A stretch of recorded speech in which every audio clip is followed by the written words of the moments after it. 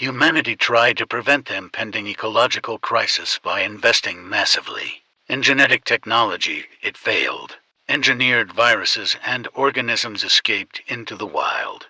They wiped out edible plants, animals, and large populations of humans. An oligarchy now thrives in enclosed cities called citadels, while everyone else struggles to survive. For food, people rely on seeds traded by the citadels. However, these are coded to produce only one harvest. The people outside of the citadel must find food and resources on their own. The citadel gives them modified seeds that require a special process to be made fertile. Only the scientists of the citadels know the details of this process. Vesper is a 14-year-old girl who lives in a house in the forest with her father Darius, who is paralyzed. Darius can only communicate by using a drone that looks like a floating robot head. He uses the drone to accompany Vesper in her daily routine while his real body stays in bed. A year ago, Vesper's mother left to be part of a group of people called the Pilgrims. They are scavengers and drag the junk they collect. Vesper's uncle Jonas lives not far away. He manages a sort of orphanage that he uses to extract blood from the children and sell it to the citadel. Jonas also owns beings called jugs, artificial humans made with the sole purpose of being a slave workforce. One day a citadel ship crashes nearby and Vesper finds a young woman survivor, Camellia. Vesper takes her home and heals her wounds. Camellia promises to take Vesper and her father to the citadel if they can find the other passenger of the ship, a man named Elias. However, when Vesper goes to check, she finds that Jonas is also there.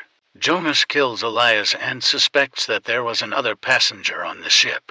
Vesper tries to communicate with the citadel so that they can come and pick up Camellia, but the only transmitter is with Jonas. When Vesper reveals to Camellia that Elias is dead, the woman mourns him deeply. Vesper realizes that Camellia isn't human, she is a very advanced jug, one who looks exactly like a human and has emotions. Elias is her creator, but making a sapient jug is a crime, and so he and Camellia needed to escape. Vesper uses the seeds stolen from her uncle Jonas' farm for an experiment involving samples from the synthetic Camellia. Camellia plays a tune from a musical instrument that causes the locked bacteria in the seeds to unlock. Vesper assumes she found a way to unlock the citadel seeds and make them fertile, so they will never starve again. Jonas comes to the house and finds out about Camellia. Vesper and Camellia manage to overpower him. Vesper makes a deal: if he leaves them alone, he can have the seeds and enough food. Jonas goes back to his place and calls the citadel, revealing to them Camellia's location. Soldiers from the citadel arrive and kill Jonas before going to Vesper's house. Camellia and Vesper run while Darius stays behind and holds off the soldiers by blowing up the house's reactor.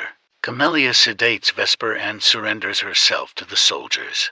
Before that, she tells Vesper that she has the seeds and that she can change the world with them.